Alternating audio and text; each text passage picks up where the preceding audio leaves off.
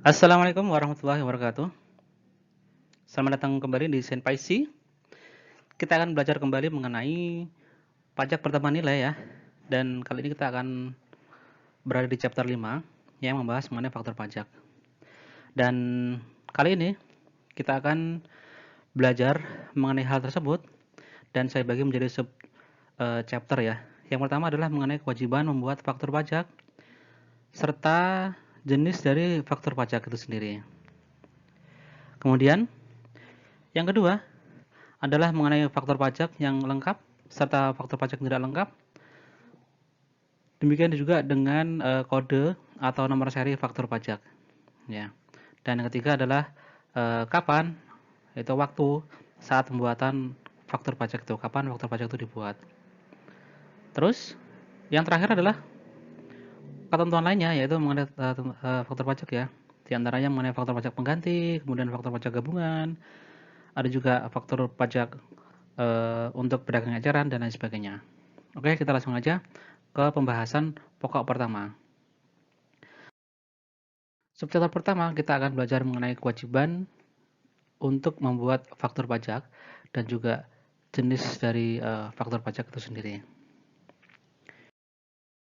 Nah, kita lihat gini ya, bahwasanya dalam hal ada penyerahan BKP dan juga JKP, maka dia sebenarnya itu akan terutang pajak ya, itu terutang pajak pertambahan nilai. Dan terutangnya itu adalah bersifat akrual, ya, akrual basis. Yakni mana yang lebih dahulu antara penyerahan atau pembayaran atau pengakuan atas transaksi tersebut. Baik itu pengakuan misalnya penjualan misalnya atau pengakuan penghasilan misalnya gitu ya. Itu dilihat dari accrual basisnya itu. Nah, kalau misalnya dia ada penyerahan BKP dan juga penyerahan JKP yang kemudian dia terutang pajak, maka dia wajib dipungut pajaknya, yaitu PPN-nya. Nah, bagaimana caranya untuk memungut itu? Yaitu dengan mekanisme pembuatan faktur pajak. Bahwasanya faktur pajak itu adalah sebagai bukti pungutan PPN. Nah, pajak di sini adalah yang kita bicarakan adalah PPN ya, bukan yang lainnya ya. Nah, atas hal tadi ya, bahwasanya ada penyerahan BKP ataupun JKP itu dan dia diakui secara accrual basis oleh siapa ini? Yaitu oleh pengusaha kena pajak ini. Di mana pengusaha kena pajak tersebut dia wajib untuk membuat faktur pajak untuk setiap penyerahan BKP dan atau JKP. Basically dia adalah untuk setiap penyerahan BKP dan atau JKP. Gitu. Ini basically. Namun kalau misalnya nanti ada ketentuan khususnya nanti kita akan bahas ya. Dan kesemua ini diatur di Undang-Undang PPN 1984 ya. Undang-undangnya masih sama nih ya, namanya Undang-Undang PPN 1984.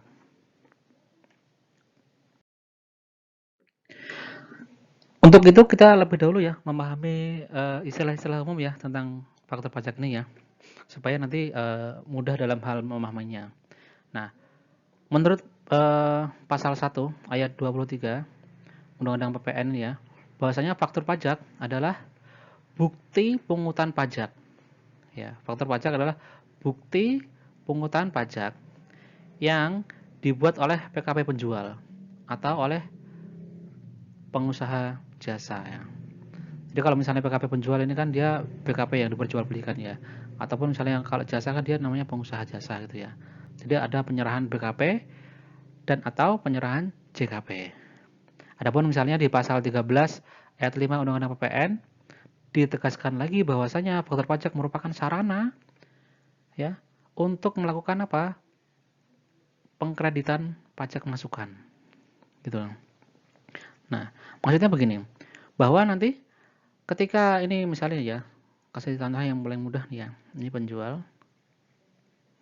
Ini ada pembeli ya. Ya. Penjual ini katakanlah penjual BKP atau JKP gitu ya. Penjual ini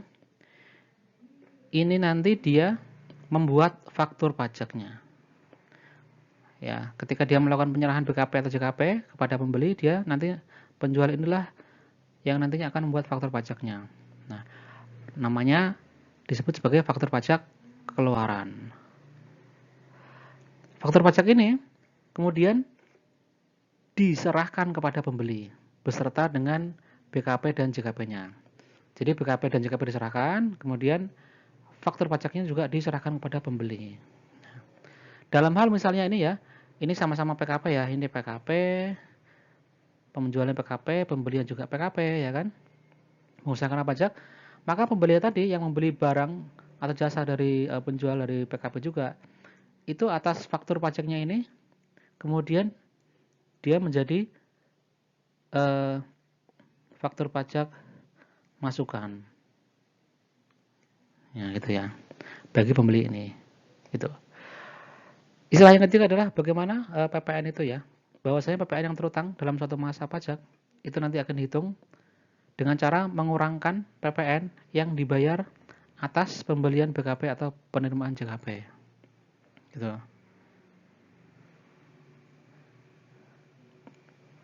Nah, basically bahwasanya nanti PPN yang disetor ya ke negara adalah pajak keluaran ya, pajak keluaran dikurangi pajak masukan. Nah, pajak masukan kalau misalnya nanti yang PKP penjual ini juga membeli juga ya. Nah, gitu ya. Jadi pajak masukan bagi dia. Jadi PPN yang akan disetorkan negara adalah pajak keluaran dikurangi pajak masukan. Kalau misalnya pajak keluarannya lebih besar tentunya. Nah, ketentuannya bagaimana? Kita bahas di slide berikutnya. Bahwa tadi jelaskan mengenai faktur pajak ya. Nah, faktur pajak itu memiliki fungsi apa? Yang pertama adalah dia sebagai bukti pungutan pajak, bukti pungutan PPN. Yang kedua, ini disimpulkan bahwasanya faktur pajak itu merupakan sarana untuk mengkreditkan pajak masukan. Dan yang ketiga, faktur pajak itu juga merupakan bukti pembayaran atau pembebanan pajak bagi pembeli BKP atau penerima JKP. Nah, kalau misalnya bukti pembayaran, ini bisa berupa SSP ini atau yang lainnya. Pembebanan ini melalui faktur pajak itu sendiri. Nah, pembayaran ini kan SSP juga bisa dipersamakan dengan sebagai faktur pajak dalam hal kondisi tertentu. Kalau pembebanan, ini sebenarnya juga pembeli itu ketika dia membeli BKP atau JKP dari BKP ya kan, itu pembeli juga termasuk menanggung PPN-nya. Dia yang akan dibebani PPN-nya. Jadi fungsi dari faktor pajak itu ada tiga ya, sebagaimana disimpulkan pada ayat-ayat sebelumnya tadi, bahwasanya faktor pajak itu adalah sebagai bukti pungutan pajak. Kalau misalnya PPN itu, kalau misalnya PKP itu memungut PPN-nya, ya, maka dia harus membuat faktur pajak. Kalau misalnya PKP itu memungut pajak, tapi tidak membuat faktur pajak, nah maka tidak ada bukti bahwasanya dia memungutnya. Bisa jadi itu pungli gitu ya. Kemudian bagi pembeli, faktur pajak itu bisa dikreditkan bagi dia menjadi pajak masukan. Nah, demikian kira-kira.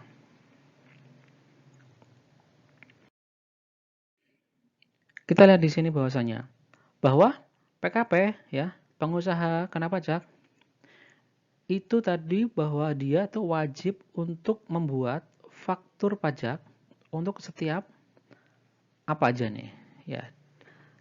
Kapan dia membuat faktur pajak tuh? Yang pertama adalah ketika melakukan penyerahan BKP. Sebagaimana dimaksud dalam pasal 4 ayat 1 huruf A ya. Melakukan penyerahan BKP berwujud ya di dalam daerah pabean ini ya. Kemudian yang selanjutnya ini satu nih biasanya. Yang kedua nih biasanya nih, melakukan penyerahan JKP sebagaimana dimaksud dalam pasal 4 ayat 1 huruf C dalam daerah pabean ya. Melakukan penyerahan JKP. Kemudian selanjutnya adalah melakukan ekspor ya, ekspor BKP tidak berwujud, kemudian ekspor JKP jasa kena pajak, ekspor BKP berwujud. Nah, apapun bentuknya eksportasi ya. Terus juga melakukan penyerahan sebagaimana dimaksud dalam pasal 16D. Ya. Pasal 16D itu adalah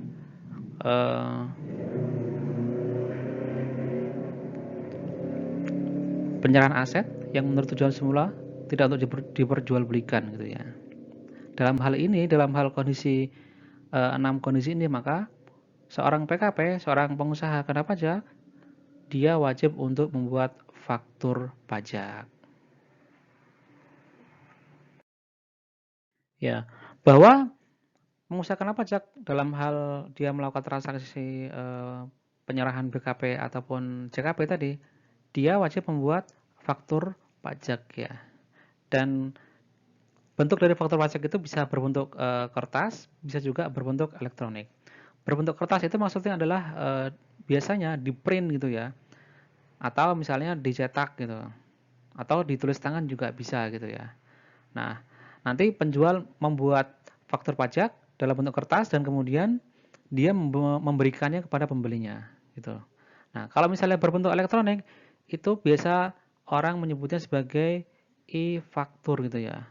Nah, e-faktur ini dibuat secara elektronik ya. Jadi antara PKP penjual dan DJP serta PKP pembeli nanti datanya terkonek gitu. Sehingga PKP pembeli itu tidak perlu menunggu faktur pajak yang berbentuk kertasnya diterima dulu baru bisa mengkreditkan, tidak. Tapi cukup kalau misalnya dia datanya sudah diinput oleh PKP penjual ya. Kemudian diterima DJP dan juga nanti diterima pula oleh PKP pembeli ya gitu ya. Nah, penjual juga tidak perlu repot-repot untuk mencetak serta mengirim faktur pajaknya kepada pembeli sehingga itu cukup menghemat ongkos ya, paling enggak ongkos kirim sama ongkos cetaknya. Pembeli juga beruntung juga kalau misalnya dia banyak mengalami gini ya, keterlambatan dalam menerima faktur pajak gitu ya. Nah, kalau misalnya pembeli itu terlambat dalam menerima faktur pajak, bisa jadi nanti tidak bisa dikreditkan, gitu. Kan gitu. Jadinya kan repot. Nah, tapi kalau misalnya dengan sistem elektronik ini, maka faktur pajak bisa dibuat dengan cepat dan juga cepat pula diterima oleh pembeli gitu. Nah, faktur pajak itu sendiri merupakan bukti pungutan pajak, bukti pungutan dari PPN yang dibuat oleh PKP yang melakukan penyerahan BKP dan atau penyerahan JKP. Kemudian jenisnya apa saja nih? Jenis dari faktur pajak itu sendiri. Yang pertama adalah faktur pajak yang sudah dibakukan. Dibakukan dalam hal format serta bentuknya gitu ya.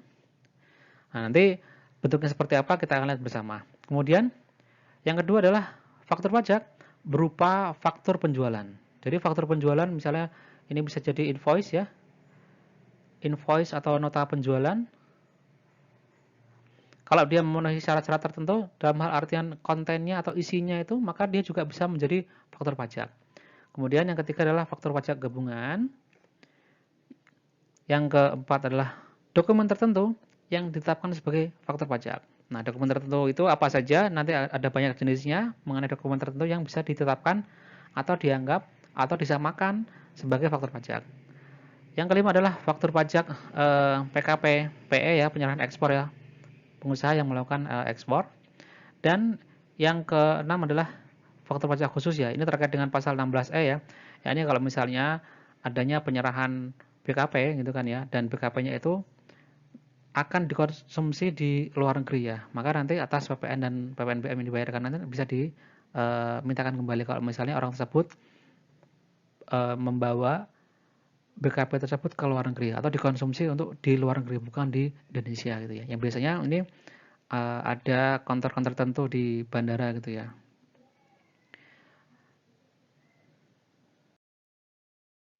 Nah, kemudian ketika kita tadi membicara bahwasanya faktur pajak itu bisa juga menjadi bukti sebagai bukti pemungutan pajak, juga bisa menjadi pengkreditan pajak, maka tentu faktur pajak harus ada isinya dong. Nggak mungkin cuman nama penjual terus nama pembeli terus berapa gitu kan gitu. Tidak ya. Tapi kalau misalnya kita lihat ketentuannya ya, bahwasanya ada keterangan minimal yang wajib dicantumkan dalam faktur pajak nih. Jadi setiap faktur pajak itu ada keterangan minimalnya gitu ya. Yang pertama adalah nama, alamat, NPWP yang menyerahkan BKP atau JKP. Ini dari sisi penjualnya ya. Yang kedua, nama, alamat, NPWP pembeli BKP. Ya, ini pembelinya. Ini kalau misalnya mengkreditkan kan juga perlu dia nama, alamat, NPWP gitu ya. Khususnya kalau misalnya dia tahu NPWP-nya kan biasanya dia tahu isinya juga gitu. Siapa orangnya dan siapa alamat, di mana alamatnya gitu. Kemudian jenis barang atau jasa, jumlah harga jual atau harga penggantian dan potongan harganya ya, diskon ataupun rabat kalau misalnya ada gitu. Kemudian nomor 4 adalah berapa jumlah PPN yang dipungutnya, terus PPN BM yang dipungutnya kalau ada ya, ini kalau ada PPN BM-nya, tapi kalau misalnya nggak ada kan nol berarti. Terus yang selanjutnya yang keenam, kode, nomor seri dan tanggal pembuatan faktur pajaknya. Jadi faktur pajak itu juga ada nomornya, ada kode nomor serinya gitu ya, tidak asal nomor gitu ya, tapi ada format tertentunya ya. Nah, formatnya seperti apa nanti akan kita bahas bersama. Dan yang terakhir adalah ada nama, terus tanda tangan yang berhak menandatangani faktur pajak.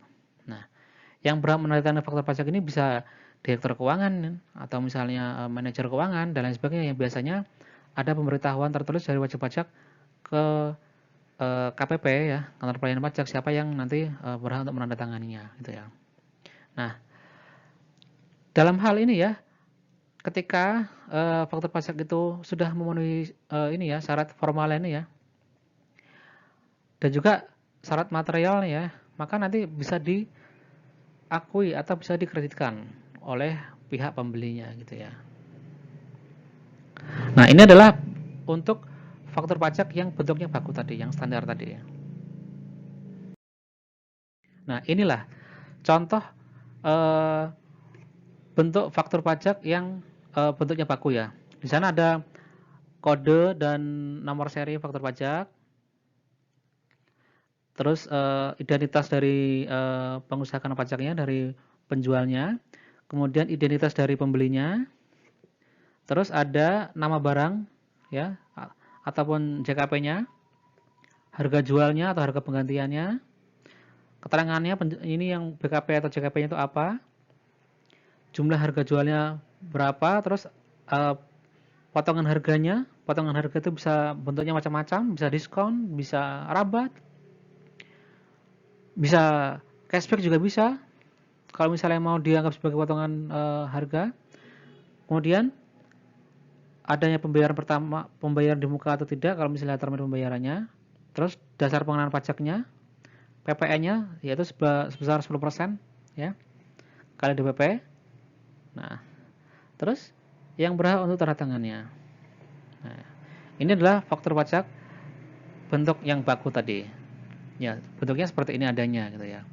Nah, untuk yang faktur pajak baku ini ya diisi sesuai dengan transaksi atau kondisi yang sebenarnya. Kemudian ada tadi dokumen-dokumen tertentu yang disamakan sebagai faktur pajak ya.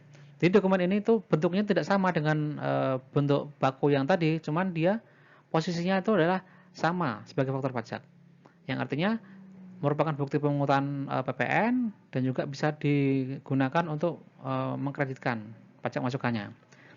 Yang pertama adalah SSP ya, surat setoran pajak dari kawasan bebas ke TLDDP, tempat lain di dalam daerah pabean. Nah, kawasan bebas ini sebenarnya adalah wilayah negara Republik Indonesia ya. Sebenarnya adalah wilayah NKRI ya. Cuman dia dibebaskan dalam hal misalnya ada importasi, dibebaskan dari PPN BM-nya, juga bea masuknya dan lain sebagainya. Nah, kawasan bebas ini contohnya apa? Batam, Bintan, kemudian ada Tanjung Bali Karimun gitu ya, kalau nggak salah ya. Ada 4 kalau nggak salah. Satu lagi yang ada di Aceh itu. Ya, ada 4 kawasan bebas untuk saat ini gitu ya. Yang kedua, Yang tadi yang pertama, yang kedua, SPPB, surat perintah penyerahan barang atau penerimaan barang nih ya, dari Bulog atau Dolog ya, Badan Usaha Logistik ya ini ya. Yang ketiga, PIB, pemberitahuan impor barang, SSPCP ya, surat-surat pajak cukai itu ya, atau pungutan oleh DJPC, pungutan pajak oleh DJPC yang terkait dengan importasi BKP. Kemudian yang keempat, tagihan atas penyerahan BKP atau JKP ya, oleh siapa? Oleh perusahaan air minum, yang biasanya oleh PDAM kalau di Indonesia ya. Cuman kalau di Indonesia kan PDAM ya, tapi kita tidak menyebutnya sebagai PDAM tapi perusahaan air minum, karena bisa jadi perusahaan air minum itu bukan hanya PDAM saja gitu ya. Kemudian yang kelima, bukti tagihan atau trading confirmation ya, dalam hal adanya penyerahan JKP oleh perusahaan perantara efek. Yang keenam, tiket airway bill atau delivery bill dalam hal penyerahan jasa angkutan udara dalam negeri. Ya. Bisa tiket, bisa airway bill, bisa delivery bill gitu ya. Yang ketujuh, dokumen pemesanan pita cukai hasil dari tembakau. Jadi kalau misalnya di daerah-daerah penghasil rokok itu ya, biasanya di sana ada kantor bea cukainya, dan ketika nanti perusahaan rokok itu akan membuat atau memproduksi rokok, dia harus memesan pita cukai terlebih dahulu, dan di situ atas pemesanan itu juga dianggap disamakan sebagai faktur pajak gitu ya. Yang kedelapan, ada nota penjualan jasa oleh jasa kepelabuhan. Kemudian 9, PEB ya, pemberitahuan ekspor barang sebagaimana dia telah di-fiat muat oleh Direktorat Jenderal Bea Cukai dan dilampiri oleh invoice. Hal tersebut merupakan bukti adanya ekspor BKP. Kemudian ke-10, pemberitahuan ekspor BKP tidak berwujud jika dilampiri dengan invoice ya. Nah, untuk ekspor BKP tidak berwujud ini atau JKP, ekspor BKP atau JKP ini kan tidak ada fiat muatnya, tidak ada muat kapal atau muat pesawatnya ya kan, bisa jadi dia via email atau bisa jadi dia via cloud dan lain sebagainya ya. Tapi kalau misalnya ada terjadi transaksi ekspor BKP tidak berwujud atau juga JKP, nah, maka dia juga dibuatlah pemberitahuan ekspor tersebut gitu ya. Kemudian 11, tagihan atas penyerahan JKP yang dilakukan oleh bank gitu ya. Terus yang ke-12, surat setoran pajak SSP untuk pembayaran PPN, yakni dia atas pemanfaatan BKP tidak berwujud atau JKP dari luar daerah pabean di dalam daerah pabean. Ya, ini importasi BKP tidak berwujud atau importasi JKP itu cukup dengan SSP saja. Ya, SSP saja itu disamakan sebagai faktur pajak.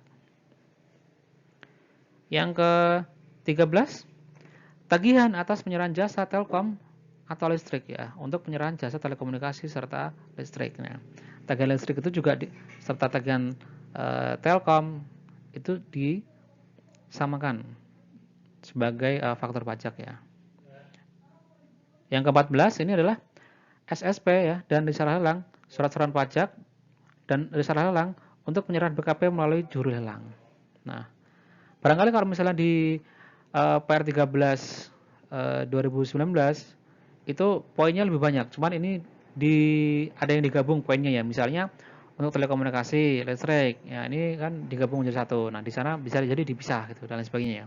Jadi tidak ada masalah, yang penting kontennya adalah seperti ini adanya atau isinya adalah seperti ini adanya.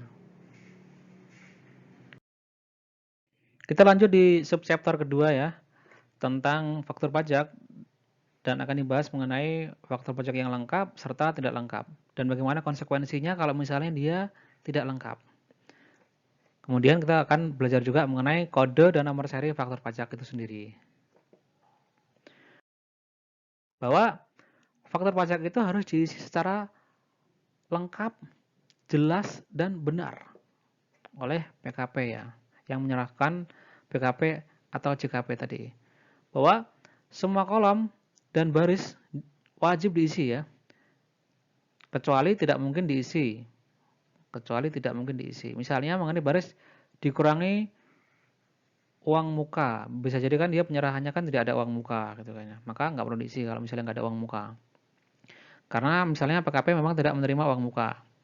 Terus PKP pengusaha jasa atau bukan pabrikan PKP yang tergolong mewah tidak mengisi kolom atau row bagian PPNBM.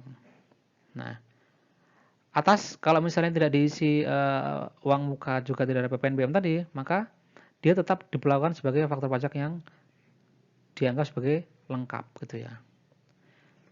Dalam hal misalnya ini ya, ketentuan lainnya, dalam hal diketahui jumlah unit atau jumlah satuan, maka PKP harus menambahkan keterangan tentang jumlah unit atau satuan tertentu dari BKP yang diserahkan. Misalnya berapa buah atau berapa unit gitu ya, dan lain sebagainya. Dalam hal misalnya bisa diketahui jumlah unitnya. Kalau misalnya nggak diketahui, maka dia tidak apa-apa. Terus apabila pembayarannya menggunakan valuta asing ya, misalnya menggunakan US dollar atau yen atau renminbi atau misalnya mata uang yang lainnya lah gitu ya. Maka hanya baris dasar pengenaan pajak dan baris PPN-nya ya yang dikonversi menjadi mata uang rupiah. Gitu ya. Untuk DPP dan PPN-nya saja. Untuk nilai penjualan atau nilai penggantian tetap menggunakan mata uang transaksinya. Gitu. Ini hanya untuk khusus DPP dan PPN-nya saja, yaitu 10% kali DPP-nya yang perlu untuk dikonversi menggunakan mata uang rupiah, gitu ya. Kemudian cap atau scan tanda tangan tidak dapat digunakan pada faktor pajak ya. Nih, scan ini ya. Cap atau scan tanda tangan. Jadi harus tanda tangan basah ya ini ya. Kalau ini dibuatnya adalah faktor pajaknya adalah dengan kertas. Ya.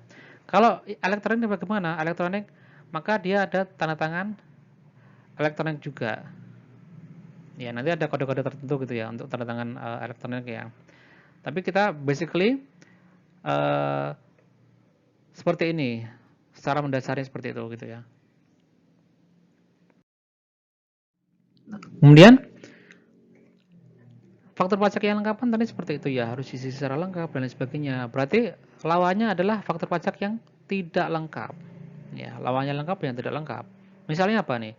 Tidak mencantumkan keterangan sebagaimana diatur dalam pasal 13 ayat 5 gitu ya. Kemudian mencantumkan keterangan tapi tidak sebenarnya atau sesungguhnya. Jadi keterangannya bohongan gitu ya. Itu bisa jadi juga menjadi tidak lengkap. Terus mengisi keterangan tidak sesuai dengan tata cara sebagaimana ditentukan dalam Per 24 di 2012 tersebut. Nah, ini adalah kriteria di mana dia dikategorikan sebagai faktor pajak yang tidak lengkap. Kemudian, kalau misalnya faktor pajaknya itu nggak lengkap, apa konsekuensinya? Apa akibatnya? Bahwa pembuat faktor pajak yang tidak lengkap tadi, bisa dikenai sanksi administrasi, ya, sebagaimana dalam pasal 14 ayat 4 Undang-Undang KUP, yaitu denda sebesar 2% dari dasar pengenaan pajak. Nah, 2% ini adalah Undang-Undang KUP yang lama ya. KUP, mestinya KUP yang masih berlaku saat ini. Cuman 2% ini akan berubah di Undang-Undang mengenai Omnibus Law. Dia akan berubah, tidak lagi 2% ya. Sepertinya dia 1% untuk di Undang-Undang Omnibus Law. Ya, untuk pembelajaran kita ya, sementara kita boleh pakai yang 2% ya. Cuman dalam praktikly ya, ketika Undang-Undang Omnibus Law itu sudah disahkan, maka kita harus mengikuti dari Undang-Undang Omnibus Law itu sendiri. Ya. Nah, ini ada pengecualian ya, kecuali PKP membuat faktur pajak tidak mengisi keterangan mengenai ya. Jadi faktur pajak itu tadi kan dianggap tidak lengkap ya. Nah, kalau wajib pajak itu tidak mengisi keterangan ini A dan B ini, maka tetap dianggap lengkap ya. Ya. Keterangan apa yang tidak diisi tapi tidak membuat dia tidak lengkap ya? Yaitu nama, alamat dan NPWP pembeli atau penerima BKP, JKP gitu ya. Kemudian nama, alamat, NPWP pembeli BKP atau penerima JKP ya, serta nama, tanda tangan yang berhak menandatangani faktur pajak yang dilakukan oleh PKP penyerahan ekspor ya. Ya. Atas yang kedua ini kalau misalnya tidak diisi ya, atau misalnya diisi tidak yang seharusnya, maka dia tetap dianggap sebagai faktur pajak yang lengkap ya. Kalau misalnya dia tidak lengkap, maka tadi pembuatnya dikenai sanksi. Terus bagi yang pembelinya, bagi penerima ya, yang pembelinya kemudian dia mendapatkan faktur pajak yang tidak lengkap ini, maka PPN yang tercantum di dalamnya yang seharusnya bisa menjadi pada pajak masukan, maka dia tidak dapat dikreditkan, tidak dapat dikreditkan. Nah, makanya bagi PKP ya, sebisa mungkin ketika dia bertransaksi dengan perusahaan lain atau pengusaha lain, maka seyogianya dia bertransaksi dengan PKP yang jujur juga gitu ya, yang mengisi dengan tepat tertib administrasi dan lain sebagainya ya. Sehingga kalau misalnya dia membeli BKP atau JKP nanti dan ada faktur pajaknya, dia tetap bisa dikreditkan gitu.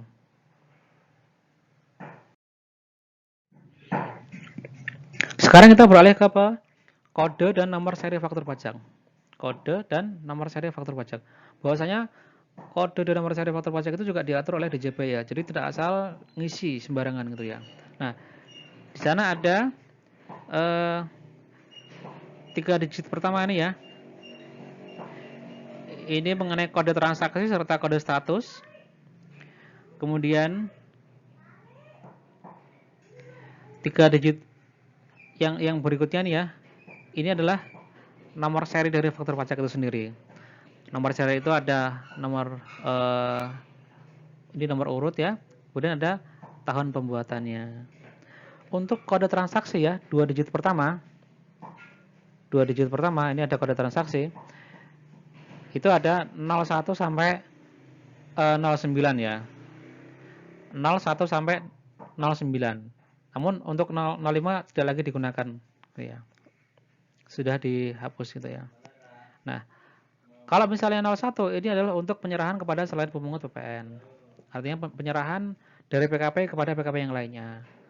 Nah, pemungut PPN itu seperti misalnya bendahara gitu ya, BUMN, nah itu dia pemungut PPN dan lain sebagainya gitu ya. Kemudian kode 02 itu kalau penyerahan kepada pemungut PPN bendahara pemerintah yang PPN-nya dipungut oleh pemungut PPN. Nomor 2 kalau misalnya bertransaksi dengan bendahara pemerintah. Yang ketiga adalah penyerahan kepada pemungut PPN lainnya, pemungut lainnya, misalnya BUMN gitu ya, atau misalnya kontrak karya gitu ya, yang PPN-nya dipungut oleh pemungut PPN. Kemudian yang kode 04 penyerahan dengan nilai lain sebagai DPP selain kepada pemungut PPN. Nilai lain, nah ini. Terus 06 adalah penyerahan lainnya yang PPN-nya dipungut oleh PKP yang melakukan penyerahan BKP atau JKP dengan tarif selain 10%. Atau penyerahan hasil tembakau di dalam negeri atau impor dan kepada orang pribadi pemegang paspor luar negeri. Ini misalnya tadi yang transaksi ya, kalau misalnya barangnya nanti akan dikonsumsi di luar negeri. Kemudian kode 07 adalah untuk penyerahan yang tidak dipungut, termasuk kepada pemungut PPN. Ini tergantung transaksi atau jenis barangnya ya, karena ini adalah bagian dari fasilitas pemerintah misalnya gitu. Yang kode 08 adalah penyerahan dengan PPN dibebaskan, sama nih ya, fasilitas dari pemerintah ya. Misalnya untuk penyerahan buku untuk pembelajaran itu kan, atau kitab suci itu kan dibebaskan gitu ya. Terus yang 09 penyerahan aktiva yang menurut tujuan semula tidak untuk diperjualbelikan. Ya. Kemudian mengenai nomor urut ini ya. Nomor urut ini biasa diisi dari 00001 misalnya untuk transaksi pertama gitu. 2 dan seterusnya gitu ya. Untuk tahun pembuatan kapan dia dibuatnya gitu ya. Nah, mengenai kode transaksi ini kita akan jelaskan lebih detail di sini ya. Kode transaksi yang 01 adalah bahwasanya dia digunakan untuk penyerahan BKP atau JKP yang terutang PPN dan PPN-nya dipungut oleh PKP penjual yang melakukan penyerahan BKP atau JKP. Jadi bisa jadi ini dari PKP ke PKP atau dari PKP non PKP. Gitu ya. Bisa dua ini ya. Tapi yang ini bukan pemungut, artinya bukan bendahara pemerintah, bukan pemungut yang lainnya seperti BUMN gitu ya. Kemudian kode ini juga digunakan dalam hal ya, bukan merupakan jenis penyerahan sebagaimana dimaksud dalam kode 4 dan kode 9. Selain itu ya. Terus untuk yang kode 02 ini digunakan untuk penyerahan BKP atau JKP kepada pemungut PPN bendahara pemerintah. Ya, yang PPN-nya dipungut oleh bendahara pemerintah itu sendiri. Jadi bendahara pemerintah 02 gitu ya. 01 kepada bebas, 02 mesti bebas itu adalah kepada siapa saja. Nah, kemudian 02 itu adalah untuk bendahara pemerintah. Kemudian 03 digunakan untuk penyerahan BKP atau JKP kepada pemungut PPN selain bendahara pemerintah, yang PPN-nya dipungut oleh pemungut lainnya. Nah, itu apa saja nih pemungut PPN yang bukan bendahara pemerintah? Yaitu adalah kontraktor, kontrak kerjasama pengusaha minyak dan gas. Kontraktor atau pemegang kuasa, pemegang izin pengusaha sumber daya panas bumi. Kontrak karya pertambangan ya, dan BUMN pemungut gitu ya. Jadi kalau misalnya selain BUMN itu adalah yang di bidang migas dan pertambangan gitu. Untuk yang 03 ini. Nah, kode yang 04 ini adalah penyerahan BKP atau JKP yang menggunakan nilai lainnya yang PPN-nya dipungut oleh PKP penjual yang melakukan penyerahan BKP atau JKP. Nah, nilai lainnya itu kalau misalnya yang dulu contohnya adalah misalnya jasa penjualan tiket gitu ya. Maka dia DPP-nya kan 10% gitu ya. Maka DPP-nya 10% itu dianggap sebagai nilai lainnya. Terus yang 0,5 tadi kan sudah tidak lagi digunakan yang 0,5. Terus untuk yang 0,6 ini adalah penyerahan yang menggunakan tarif selain 10%. Misalnya 0% gitu. Terus penyerahan hasil tembakau yang dibuat di dalam negeri oleh pengusaha pabrik hasil tembakau atau hasil tembakau yang dibuat di luar negeri oleh importir hasil tembakau dengan mengacu pada ketentuan yang diatur dalam Keputusan Menteri Keuangan nomor 62 2002 tentang dasar penghitungan pemungutan penyetoran PPN atas penyerahan hasil tembakau. Nah, ini yang intinya tembakau-tembakau gitu ya. Terus yang 0 juga adalah 06 juga adalah penyerahan BKP kepada pembeli di mana dia adalah orang pribadi pemegang paspor luar negeri atau turis asing ya. Oleh PKP toko retail yang ditunjuk terkait dengan penerbitan faktur pajak khusus ya. Nah, ini adalah untuk mengencourage para turis-turis itu membeli produk-produk di Indonesia dan kemudian nanti dikonsumsinya itu di luar negeri. Nah, atas hal tersebut nanti PPN itu bisa dimintakan kembali gitu ya. Tapi kalau misalnya produk itu ternyata tidak jadi dikonsumsi di luar negeri tapi dikonsumsi di dalam negeri, ya nggak bisa dimintakan kembali itunya PPN-nya gitu ya. Nah, biasanya itu ada kerjasama dengan toko-toko retail tertentu dan nanti di bandara misalnya itu nanti ada konten yang khusus gitu ya.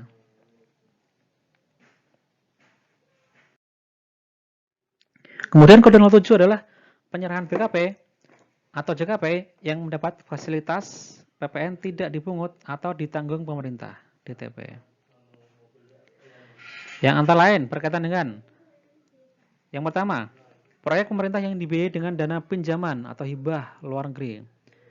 Kemudian, pengusaha kena pajak berstatus entrepot produksi tujuan ekspor atau FT dan perusahaan pengolahan di kawasan berikat. Kemudian, yang ketiga, tempat penimbunan berikat. Yang keempat, kawasan pengembangan ekonomi terpadu. Yang kelima, PPN atas penyerahan aftur. Ya, ini minyak bakar, bahan bakar pesawat ya, untuk keperluan penerbangan internasional. Yang keenam, toko bebas bea. Yang ketujuh, pajak pertama nilai ditanggung pemerintah atas penyerahan bahan bakar nabati di dalam negeri. Kemudian yang terakhir adalah untuk kawasan perdagangan bebas dan pelabuhan bebas. Jadi misalnya dia tidak PPN-nya tidak dipungut, tapi tetap membuat faktur pajak gitu ya. Kenapa? Karena tujuannya untuk tracing berapa sebenarnya fasilitas PPN yang tidak dipungut atau ditanggung pemerintah gitu loh. Jumlahnya berapa nanti biar bisa dianalisa gitu ya. Dan tujuan lainnya misalnya untuk hubungannya dengan APBN gitu ya dan sebagainya. Terus untuk kode yang 08 adalah penyerahan BKP dan atau JKP yang mendapatkan fasilitas dibebaskan dari pengenaan PPN. Antara lain misalnya terkait dengan yang pertama, ketentuan yang mengatur mengenai impor atau penyerahan barang kena pajak tertentu atau penyerahan jasa kena pajak tertentu yang dibebaskan dari pengenaan PPN. Nah, ini contohnya adalah buku tadi ya, buku tulis, buku pelajaran atau buku kitab suci ya. Kemudian yang kedua, ketentuan yang mengatur mengenai impor atau penyerahan barang kena pajak tertentu yang bersifat strategis yang dibebaskan dari pengenaan PPN. Yang ketiga adalah ketentuan yang mengatur mengenai pemberian pembebasan pajak pertambahan nilai dan atau PPNBM kepada perwakilan negara asing atau badan internasional serta pejabatnya. Nah, adapun kode yang terakhir adalah kode yang nomor 09 adalah penyerahan aktiva pasal 16D yang PPN-nya dipungut oleh PKB penjual yang melakukan penyerahan BKP. 16D adalah aktiva yang menurut tujuan semula tidak untuk diperjualbelikan. Contohnya apa? Contohnya adalah mobil operasional gitu ya. Itu kan tidak untuk diperjualbelikan gitu. Nah, ini kembali ya. Kita berikan lagi contoh faktur pajak ya. Kalau misalnya tadi dia faktur pajak yang secara lengkap, ada kode dan nomor seri faktur pajak, kemudian kode penjualnya, kode pembelinya, terus nama barangnya, harga penjualan atau pembeliannya, harga jualnya, dikurangi potongan harga kalau misalnya ada, terus dikurangi uang muka kalau misalnya ada, terus dapatlah dia dasar pengenaan pajaknya dan PPN-nya ya, 10% kali DPP ya. Nah, serta tanda tangan. Nah, ini adalah untuk faktur pajak yang lengkap ya. Kalau misalnya dia tidak lengkap ya, tidak lengkap, tapi tetap bisa diakui sebagai faktur pajak masukan yang dapat dikreditkan, itu kalau misalnya nih potongan harganya nggak ada misalnya ya, memang nggak harus ada gitu ya. Atau misalnya uang mukanya ya, uang muka tidak harus ada juga gitu ya. Atau PPNBM-nya misalnya, nih misalnya PPNBM-nya nggak ada ya. Kalau misalnya nggak ada ya nggak, kalau misalnya ada ya tetap ditulis gitu ya. Terus untuk kalau misalnya nggak ada data pembelinya secara jelas, misalnya pembelinya si Anu misalnya Fulan misalnya, alamat contohnya hanya Semarang gitu saja ya. Maka tetap itu faktur pajaknya itu tetap dianggap sebagai lengkap gitu ya. Tetap sah diakui sebagai faktur pajak. Cuman kalau misalnya pembelinya nggak ada kan nggak mungkin pembeli kemudian mengkreditkan, nggak ada nama dia, nggak ada, alamat dia nggak ada, NPWP dia nggak ada, bagaimana dia bisa mengkreditkan kan nggak mungkin kan. Tapi faktur pajak tetap sah gitu ya.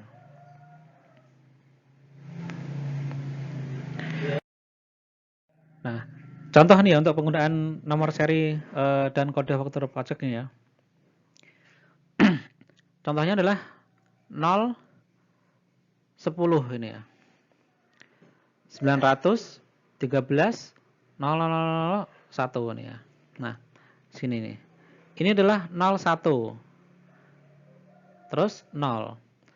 01 ini adalah penyerahan kepada selain pemungut PPN. Jadi faktur pajaknya adalah berstatus normal, kemudian diterbitkan tahun 2013 dengan kode nomor urut 1, berarti transaksi pertama. Nah, untuk kode ini ya, 0 ya, ini adalah faktur pajak yang dibuat pertama kali. Kalau misalnya 1, itu adalah untuk yang penggantian pertama, atau penggantian kedua, dan seterusnya gitu ya. Contoh lain, 02, nah, titik 0, kemudian 13, 002. Nah, 02 berarti penyerahan kepada pemungut bendahara pemerintah. Kemudian faktur pajaknya adalah normal, ini normal ini, dan diterbitkan tahun 2013 serta dengan nomor urut 2, berarti transaksi kedua. Nah, sekarang lagi 0, 1, 1, 13, 003, yaitu faktor inilah faktor penyerahan kepada selain pemungut PPN ya, penyerahan kepada pembeli ya, bebas ini, pembeli apapun itu ya. Terus statusnya adalah sebagai pengganti ini ya, pengganti, dan diterbitkan tahun 2013 serta nomor urutnya adalah nomor 3. Untuk PKP yang melakukan penyerahan ekspor ya, yang buat faktur pajak tanpa mengisi identitas pembeli BKP atau penerima JKP, kemudian tanda tangan nama terang, dapat menggunakan nomor seri faktur pajak yang dibuat oleh sendiri.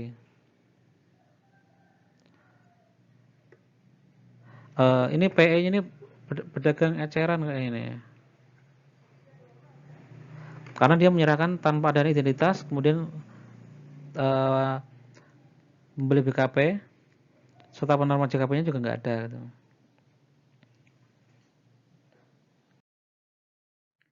Ya, chapter ketiga kita akan diskusi mengenai saat pembuatan faktur pajak.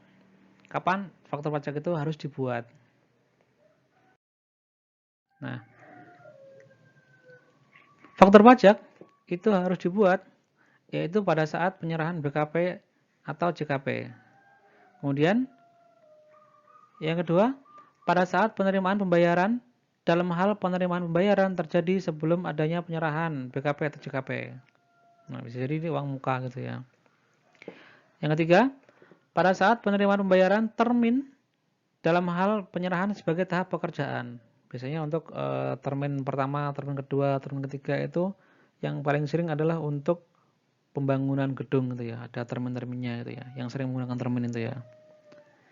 Kemudian yang keempat, pada saat PKP rekanan menyampaikan tagihan kepada bendahara pemerintah selaku sebagai pemungut PPN. Nah, pada saat PKP menyampaikan tagihan ya. Nah, bisa jadi PKP ini menyerahkan barangnya terlebih dahulu ya. Barangnya diserahkan dulu, tagihannya belakangan bisa juga gitu ya. Cuman dalam hal tersebut kalau misalnya ada transaksi dengan bendahara pemerintah adalah ketika PKP tersebut yang menyerahkan tagihannya kepada bendahara pemerintah. Kemudian yang kelima adalah paling lama dibuat pada akhir bulan penyerahan BKP atau JKP yang dibuatkan faktur pajak gabungan. Mengenai faktur pajak gabungan nanti akan dibahas pada slide selanjutnya. Untuk yang huruf A, B, C ini ya, ini berlaku juga untuk penyerahan BKP atau JKP kepada pemungut PPN selain bendahara pemerintah. Jadi selain bendahara pemungut PPN selain bendahara pemerintah tadi adalah BUMN dan yang bergerak di migas tambang tadi ya. Nah itu.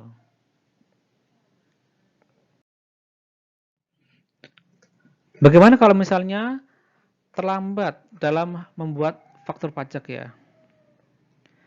Di pasal 19 ayat 3 PP nomor 1 2012 ini bahwa faktur pajak yang diterbitkan oleh pengusaha kena pajak setelah melewati jangka waktu 3 bulan sejak faktur pajak seharusnya dibuat tidak diberlakukan sebagai faktur pajak. Yang artinya konsekuensinya apa? Maka konsekuensinya adalah Dirjen Pajak dapat menerbitkan surat tagihan pajak apabila pengusaha yang telah dikukuhkan sebagai PKP tapi tidak membuat faktur pajak atau membuat faktur pajak tetapi tidak tepat waktu. Nah, ini. Maka nanti konsekuensinya bagi pembeli adalah dia tidak bisa dikreditkan. Terhadap pengusaha atau PKP tersebut ya, dikenakan sanksi sebesar 2% dari jumlah DPP-nya. Nah, 2% ini kan kalau misalnya di Omnibus Law jadi berubah ya ini ya. 1% ini sepertinya nih. Nanti kita cek lagi ya untuk yang di Omnibus Law ya. Tapi yang berlaku saat ini adalah di Undang-Undang Omnibus Law ini sendiri. Kapan itu? Saat pembuatan faktur pajak sudah disebutkan tadi dan kita akan coba ini ya, berikan sedikitnya contohnya ya. Nah, ada perjanjian jual beli atas BKP. Harga jualnya adalah 100 juta rupiah. Kemudian atas jual beli itu diberikanlah uang muka sebesar 10 juta rupiah dan diterima pada tanggal 25 April 2010 nih. Ini contohnya aja nih. Nih uang muka diterima 10 juta. Nah, atas uang muka ini maka pada tanggal itu juga dia harus membuat faktur pajak ya dan memungut PPN-nya 10%, yaitu 1 juta. Kemudian BKP-nya baru diserahkan pada tanggal 1 Mei 2020. Dan pembayaran sisanya ini baru 30 Juni. Nah, ketika diserahkan BKP tanggal 1 Mei ya, maka pada saat itu juga sebenarnya adalah sudah terutang seluruh PPN-nya, sudah terutang. Ya, meskipun belum lunas. Meskipun belum lunas, tapi pada saat penyerahan BKP maka seluruhnya sudah terutang. Nah, ketika penyerahan BKP ini juga harus dibuatkan faktur pajak, yaitu sebesar nilai sisanya ya, seluruh sisanya. Seluruh sisanya itu adalah 90 juta ini ya. 90 juta penyerah harga jualnya, karena yang 10 juta sudah dibayarkan sebagai uang muka. Ya. 9 juta, kemudian PPN-nya adalah 9 juta. PPN 9 juta. Nilainya adalah sisanya 9 juta. Nah, ini pembayarannya tanggal 30 bulan Juni ini nggak perlu lagi bikin faktur pajaknya karena sudah diakumulasi semuanya ketika ada penyerahan BKP-nya. Gitu ya. Jadi mana yang lebih dahulu ya antara pembayaran ataupun penyerahan BKP ya. Gitu. Kalau misalnya ada pembayaran uang muka atau termin-termin itu maka terutang duluan meskipun BKP-nya belum diserahkan. Tapi ketika BKP-nya sudah diserahkan, maka seluruhnya itu terutang gitu ya.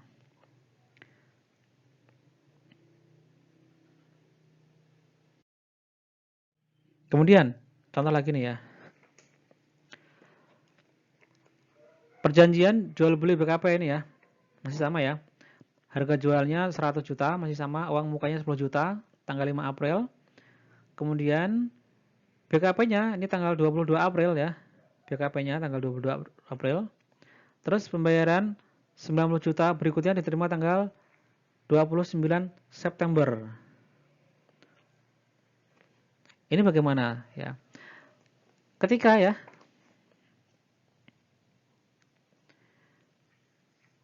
ada penyerahan uang muka ya sebesar 10 juta ya, maka kan pada saat itu juga terutang PPN ya dan dibuatkan faktur pajaknya ya. PPN-nya adalah 1 juta. Kemudian ketika ada penyerahan BKP ya, maka dia terutang seluruhnya. Yang sisanya, nilai sisanya itu 90 juta dan PPN-nya adalah 9 juta. Nah, ini ya. Dalam hal misalnya faktur pajak itu dibuat pada tanggal 21 bulan 7 2010. Ini contohnya ini misalnya tidak dibuat itu ya, tapi baru dibuatnya tanggal 21 bulan 7 ya. Maka tetap PM-nya dapat dikreditkan oleh pembelinya. PM-nya dapat dikreditkan oleh pembelinya. Atau misalnya dibuat tanggal 1 bulan 9 2010 ya. Baru dibuat faktur pajaknya ya. Ini misalnya tidak dibikin, tapi baru dibikinnya di sini gitu ya. Maka atas PM tersebut nggak bisa dikreditkan oleh pembelinya ya. Tidak bisa dikreditkan oleh pembelinya. Dan penjualnya ini dikenakan sanksi ya sebesar 2% atau sesuai dengan Omnibus Law yang saat ini berlaku gitu ya. Nah, jangka waktu antara penyerahan dengan pada saat terakhir ini maksimal adalah 3 bulan. Ya, 3 bulan supaya faktur pajaknya itu menjadi PM yang dapat dikreditkan oleh pembeli. Jangka waktunya 3 bulan. Kalau misalnya lewat dari 3 bulan, dia tidak dapat dikreditkan, malah rugi segala-galanya. Pembelinya rugi, kemudian penjualan juga rugi ya, karena ada kena denda tadi ya. Nah, kalau misalnya waktu pembayaran itu nggak ada masalah ya, tidak perlu bikin faktur pajak juga di sana gitu.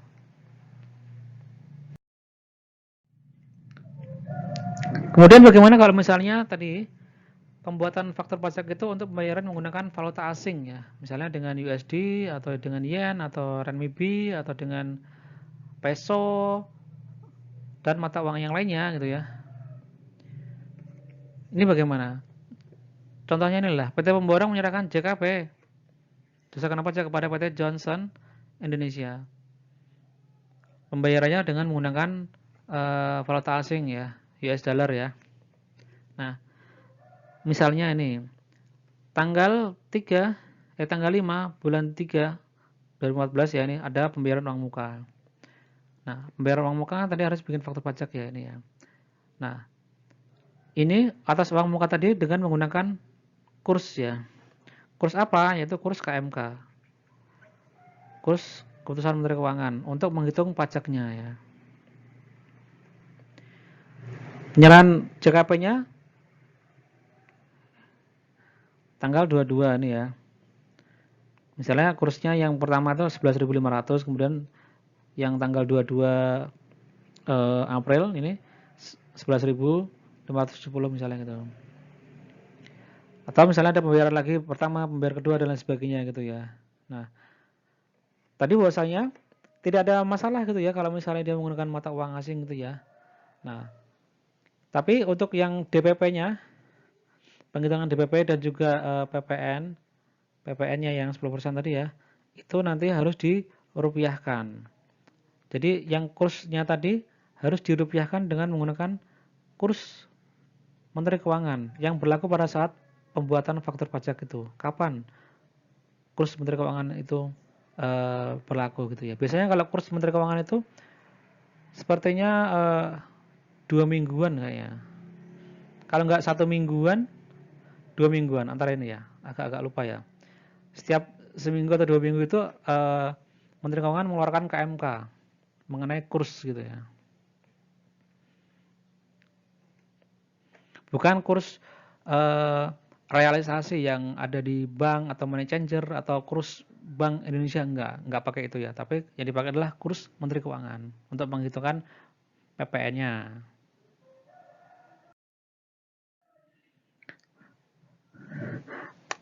Lalu bagaimana cara pembuatan faktur pajak itu ya atas penyerahan JKP ini?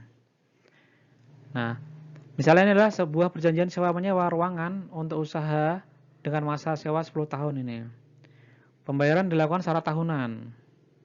Nah, nilai sewa seluruhnya adalah 10 juta dan pembayaran per tahunnya adalah 10 juta. Ini bagaimana cara membuat faktur pajaknya ini? Nah, misalnya ini dibuat di tanggal 4 bulan 1 ya, 2012 ini ya. Surat perjanjian ditandatangani ya. Dan ada pembayaran pertama ya, 10 juta. Maka pada saat itu juga dibuatlah faktur pajak itu.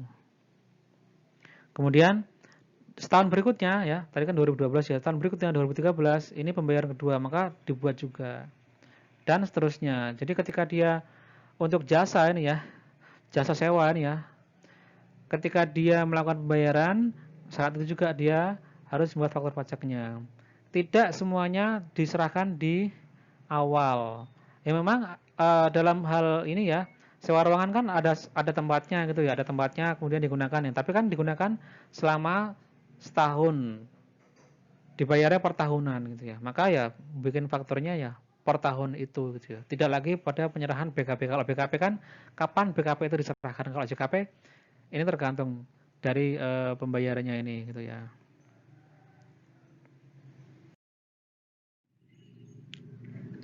Contoh yang lain adalah sebuah perjanjian jasa konsultasi untuk jangka waktu 6 bulan dengan nilai penggantian sebesar 60 juta dan pembayaran dilakukan setiap bulan sebesar 10 juta. Berarti 10 juta, 10 juta, 10 juta, 10 juta gitu per bulan gitu ya. Nah, ini misalnya tanggal 1 ya Februari dibuatlah surat perjanjian ya. Kemudian tanggal 10 Maret ada tagihan pertama nih ya.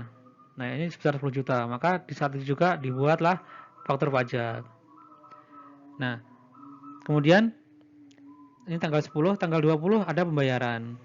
Tapi di pembayaran ini nggak perlu bikin faktur lagi. Kenapa? Karena prinsip dari tagihan ini adalah prinsip diakui sebagai penghasilan bagi dia ya, atau diakui sebagai biaya bagi dia.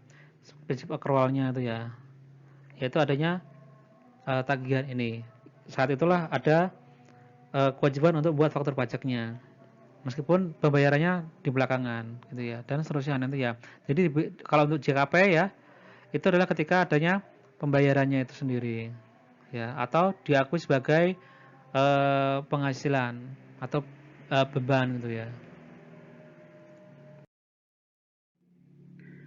Kemudian bagaimana kalau misalnya penyerahan BKP itu menggunakan syarat Franko gudang pembeli atau FOB destination.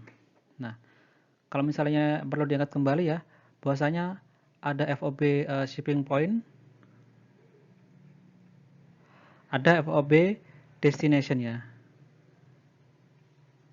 Bahwa kalau misalnya FOB shipping point ini, maka penyerahan BKP-nya itu adalah pada saat di mana shipping point-nya itu berada. Biasanya itu shipping point-nya bisa jadi di tempatnya penjual atau di pelabuhan gitu ya. Pelabuhan.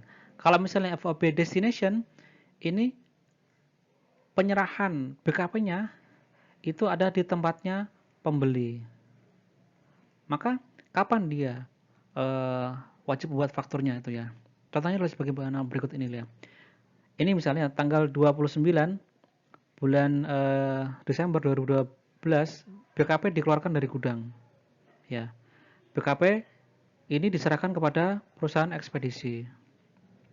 Nah, ini berarti atas BKP-nya ini masih hak milik dari penjual. Ya, karena syaratnya adalah FOB destination. Di tanggal 31 ya, 2 hari kemudian baru diterima oleh pembeli ya. Maka pada saat itu juga ya, itu dibuatlah faktur pajaknya ya. Atau ya, kalau misalnya ini ya, pada tanggal 6 bulan 1 2013 ini PKP penjual baru membuat faktur penjualannya. Ini bagaimana? Ya ini boleh-boleh saja gitu ya. Nah, karena mungkin tanggal 1 sampai tanggal 5 bisa jadi tanggal 31 sampai Desember ya, sampai tanggal 5 bisa jadi penjualnya ini masih libur dan lain sebagainya gitu ya. Maka bisa dibuat ketika dia di sini atau di sini gitu ya. Nah, dengan demikian sebenarnya pembuatan faktur pajak ini tidak dapat dilepaskan dari pengertian penyerahan BKP ini ya. Kapan BKP itu diserahkan? Haknya ketika di awal itu keluar dari gudang itu adalah masih haknya penjual. Tapi ketika sudah nyampe di gudangnya pembeli, disitulah dia penyerahannya menurut syarat FOB destination.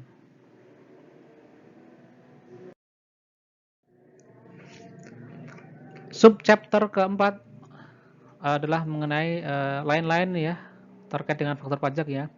Di sini kita akan belajar mengenai faktur pajak pengganti, kemudian faktur pajak gabungan, kemudian angka dalam invoice yang tidak selalu sama dengan angka dalam faktur pajak, kemudian faktur pajak bagi pedagang eceran, serta bagaimana kalau misalnya BKP itu dikembalikan atau JKP itu dibatalkan. Bagaimana ketentuan perundang-undang PPN-nya itu. Nah, yang pertama adalah mengenai faktur pajak pengganti ya, dan bagaimana cara melaporkannya gitu ya.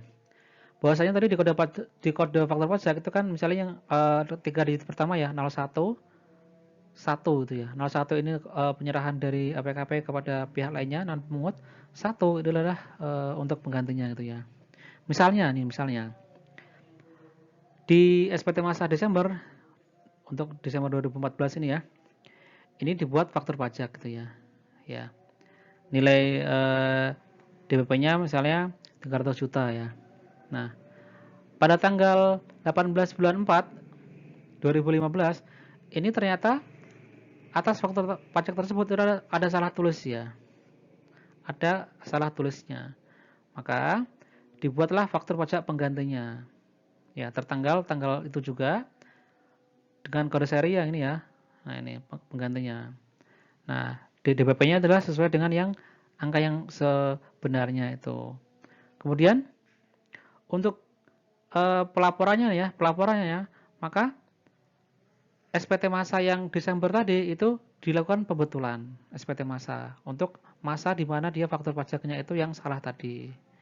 Kemudian atas faktur pajak pengganti itu ya, itu ini ya, dibubuhi cap atau dikasih keterangan gitu ya. Faktur pajak yang diganti ya, faktur pajak yang diganti itu nomor dan kode serinya berapa, tanggalnya berapa. Seperti itu. Nah, jadi nggak ada masalah ya, itu hanya perlu dibetulkan gitu ya. Faktur pajaknya kemudian dibetulkan, dikasih kode yang ini 01 ini, maaf, 1 ini yang pada digit ketiga.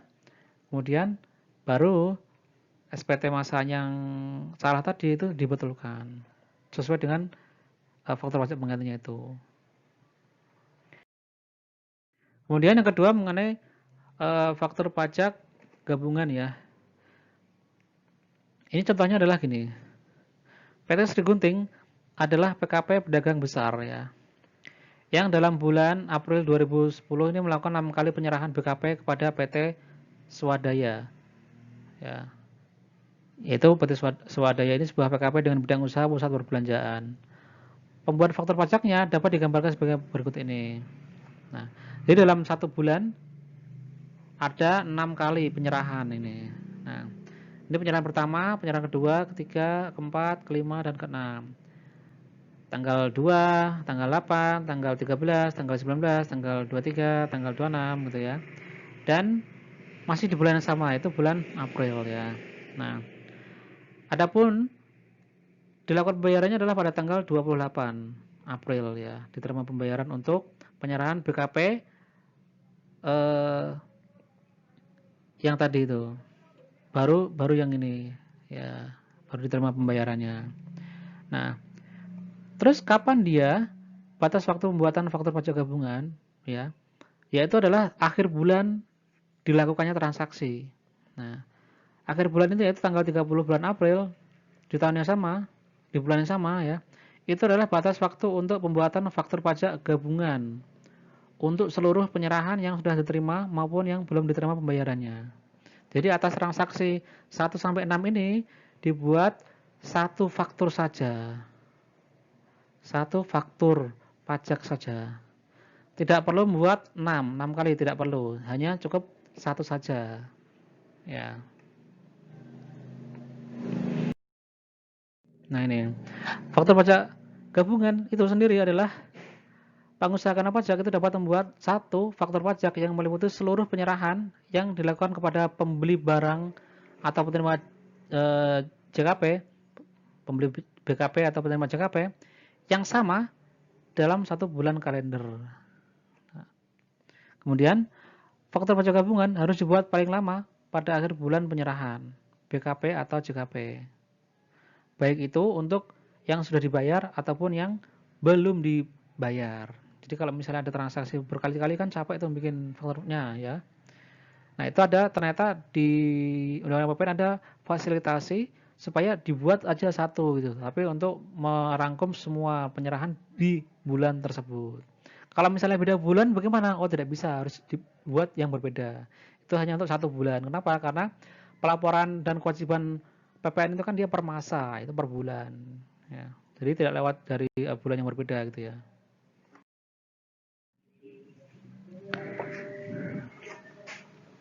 Contoh yang samanya tadi, ya, dari yang tadi kasusnya adalah PT Sri Gunting adalah sebagai PKP pedagang besar ya, yang dalam bulan April dia melakukan transaksi dengan PT Swadaya sebanyak 6 kali penyerahan. Terus diterima pembayaran uang muka untuk penyerahan BKP yang akan dilakukan di bulan Mei. Nah, ini beda lagi nih. Ada uang muka untuk bulan Mei. Nah, kemudian bagaimana dengan faktur pajaknya yang dapat digambarkan sebagai berikut ini? Ada penyerahan 1, 2, 3, 4, 5, 6 gitu ya. Kemudian ada pembayaran untuk penyerahan yang tanggal 2 dan tanggal 8 ini. Dan juga diterima uang muka untuk penyerahan bulan Mei. Ya. Sehingga faktur pajak gabungannya itu ya, itu adalah untuk ini ya. Dan juga untuk yang pembayaran uang muka seluruhnya gitu ya. Jadi kalau misalnya barangnya sudah terima ataupun barangnya belum diterima tapi sudah dibayar, ya itu semua kan terutang PPN ya. Maka itu bisa dibuatkan di dalam satu faktur pajak gabungan. Nah ini contohnya ini. Ini contoh yang lain ini ya, bukan yang tadi ya. Ini nama penjualnya adalah PT Merbabu, alamat ini, NPWP ini, kemudian pembeli adalah PT Merapi dan mereka ada transaksi sebanyak 5 kali gitu ya. Ada 5 kali. Dibuatlah satu faktur saja, namanya faktur pajak gabungan. Nah, atas transaksi nomor 1, nomor 2, nomor 3, nomor 4, nomor 5. Nomor FPN ini faktur penjualan nih ya, bukan faktur pajak nih ya, faktur penjualan ya. Atau invoice-nya ya, nomor invoice-nya ya. Ini adalah nominalnya dan yang lainnya sama gitu ya. Hanya transaksinya tanggalnya berbeda-beda tapi masih dalam 1 bulan gitu.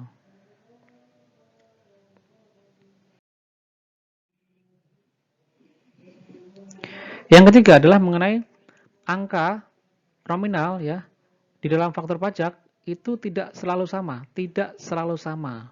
Nah, bisa jadi sama, bisa jadi berbeda ya. Tapi ini mostly memang sama ya, tapi tidak selalu sama ya dengan angka pada invoice atau faktur penjualan. Contohnya adalah setiap misalnya nih di mall gitu ya misalnya. Setiap pembelian 2 piece sepatu, 2 pasang sepatu dengan harga jual hanya masing-masing adalah 100.000, pembeli bisa memperoleh satu pasang sandal dengan harga jual sebesar 57.500. Nah, dalam kalkulasi harga jual sandal ini sudah termasuk laba 15%. Jadi di sini sudah ada termasuk labanya. Dan sandal ini mana tadi ya? Sandal ini kan sebenarnya dia adalah pemberian cuma-cuma ya sifatnya. Pemberian cuma-cuma gitu ya. Jadi invoice bagaimana ini? Serta faktur pajaknya bagaimana nih? Di invoice ketika misalnya saya membeli 2 pasang sepatu tadi, maka di invoice itu hanya tertera harga sepatu 2 pasang kali 100.000 sampai dengan 200.000. Ya, jumlah tagihnya 200.000. Namun kalau misalnya di faktur pajak itu sandal bonusnya itu juga dimasukkan. Dimasukkan sebesar nilai apa? Yaitu sebesar nilai DPP-nya. Karena dia adalah pemberian cuma-cuma. Nah, DPP-nya tadi bagaimana cara mencarinya? Kita lihat tadi bahwasanya di harga sandal itu sudah termasuk dari laba sebesar 15%. Maka kita cari DPP-nya berapa. Nah, DPP-nya adalah 100 per 115 ya, ini kan labanya ya 15% ya, kali 57.500 sama dengan 50.000. Sehingga dalam faktur pajak nanti adalah 200.000 ditambah 50.000 sama dengan 250.000 dan PPN yang terutang adalah sebesar 10% kali 250.000 sama dengan 25.000 rupiah. Meskipun dalam invoice-nya hanya 200 saja. Jadi kalau misalnya invoice-nya itu sama dengan faktur pajak bagaimana? Ya, tentu kalau misalnya invoice-nya itu dianggap sebagai faktur pajak atau disamakan dengan faktur pajak, maka harus tertera yang seperti faktur pajak ini. Cuman bisa jadi kan invoice-nya kan dia bukan dianggap atau disamakan dengan faktur pajak, kan bisa jadi. Hal yang keempat, yang berikutnya adalah bagaimana jika kapasitas faktur pajak itu lebih kecil daripada kapasitas faktur penjualan. Contohnya bagaimana? Misalnya dalam satu waktu gitu ya, pembeli itu membeli 100 macam barang, 100 item jenis barang. Artinya kan nggak mungkin dibuat dalam satu lembar kertas gitu kan ya, nggak cukup kan gitu ya. Maka bagaimana solusinya itu? Nah, itu solusi yang pertama adalah faktur pajak dibuat lebih dari satu halaman dengan cara sebagai berikut ini. Tiap halaman diberikan kode dan nomor seri yang sama.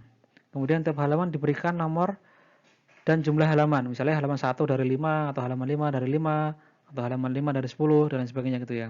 Kemudian halaman 1 sampai dengan sebelum halaman terakhir ini yang diisi hanya kolom identitas ya.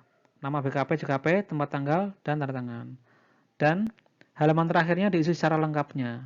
Secara lengkap artinya total seluruhnya, DPP dan seluruhnya gitu ya. Total penjualan atau penggantian, total DPP dan sebagainya.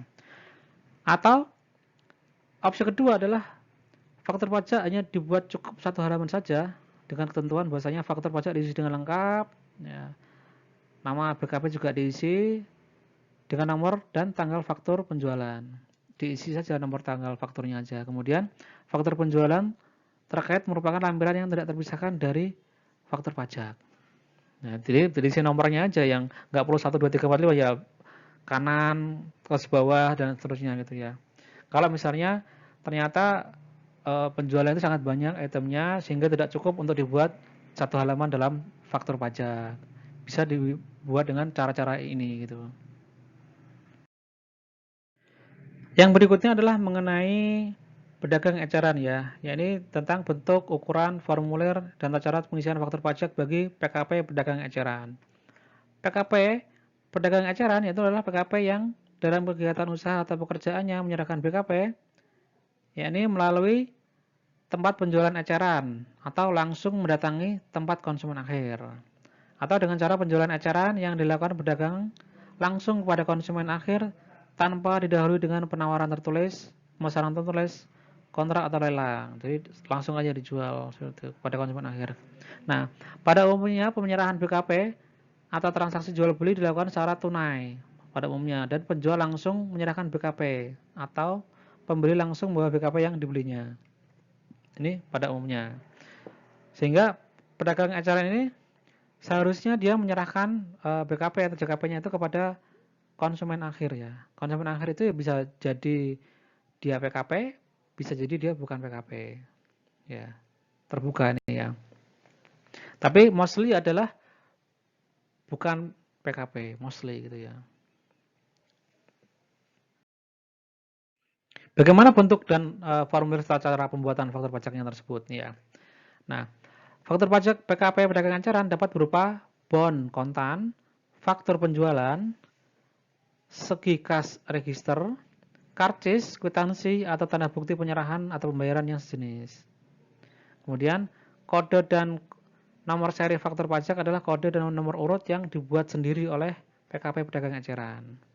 Kalau misalnya kodenya dibuat sendiri oleh pedagang eceran, maka berarti kan dia nanti nggak bisa dikreditkan kan ya oleh pembelinya, karena tadi pembelinya itu seharusnya itu adalah konsumen akhir ya, yang bukan lagi sebagai PKP. Ini yang seharusnya gitu. Terus FP dibuat paling sedikit 2 rangkap ya, masing-masing untuk pembeli BKP dan juga PKP pedagang eceran. Kemudian FP dianggap dibuat 2 rangkap atau lebih dalam hal faktur pajak dibuat dalam satu lembar yang terdiri dari 2 atau lebih bagian yang disediakan untuk disobek.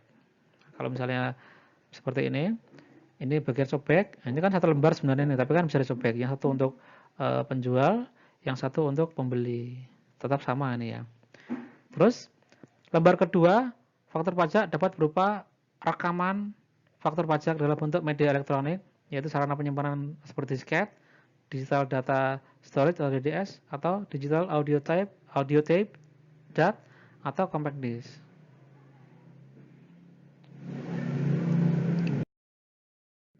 Nah, kalau misalnya untuk perdagangan eceran tadi, bagaimana keterangan minimal yang harus ada dalam faktur pajak tadi untuk perdagangan eceran? Yaitu ada nama, alamat, NPWP, PKP yang bersangkutan, ini nama penjual ya.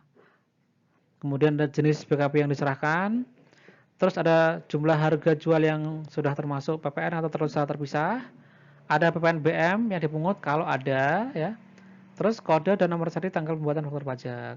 Ini harus diisi secara lengkap, jelas dan benar. Nah, kodenya tadi kan kalau misalnya dia dipakai atau menggunakan kode sendiri, maka tadi dia tidak bisa dikreditkan bagi pembelinya.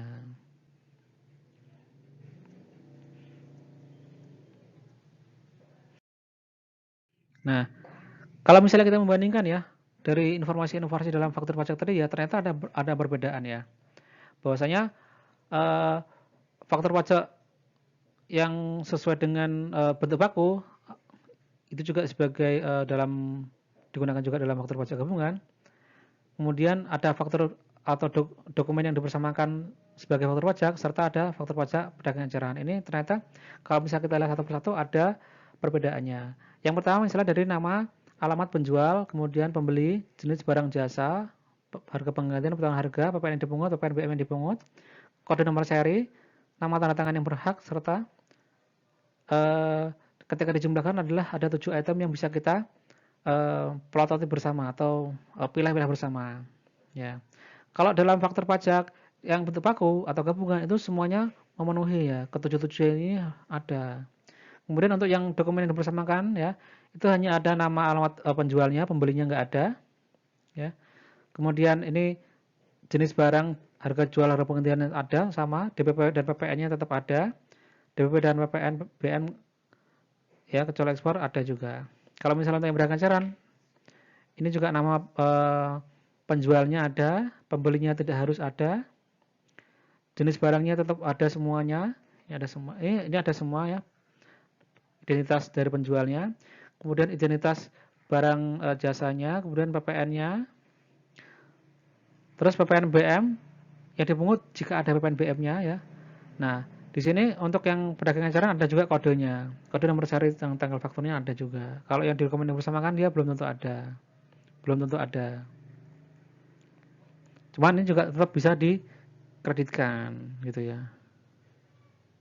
Kalau misalnya perdagangan eceran tadi kenapa sulit ya, misalnya dari kode fakturnya ini kode ini enggak ada, nama pembelinya juga enggak ada, maka siapa yang nanti akan mengkreditkan? Nah, ini biasanya kadang-kadang bisa menjadi celah adanya penyalahgunaan faktur pajak ya. Yang banyak terjadi di Indonesia ini, yang pernah terjadi itu ya dari sini ini ya.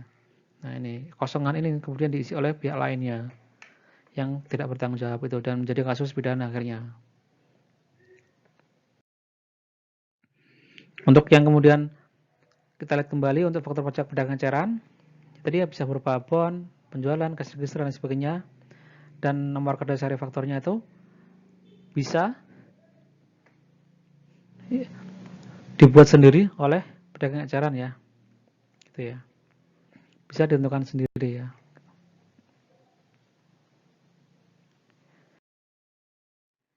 Nah, ini bagian yang terakhir, bagian kelima, bagaimana kalau misalnya BKP-nya itu dikembalikan atau JKP-nya itu dibatalkan penyerahannya. Nah, ini ada dua apa ya, perlakuan ya. Yang pertama ini mulai 1 Januari 95, kemudian mulai 1 April 2020 nih ya.